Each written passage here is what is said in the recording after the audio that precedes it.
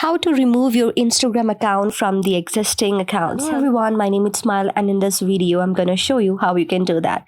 The very first step is to launch your Instagram app.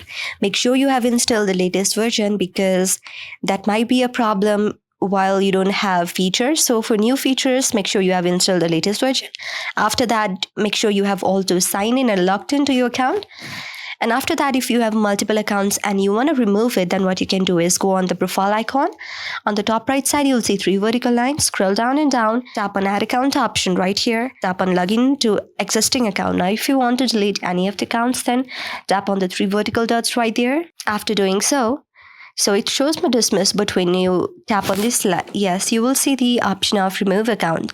So when you tap on the remove option, the accounts will be removed just like that. And this works for any of the account right here.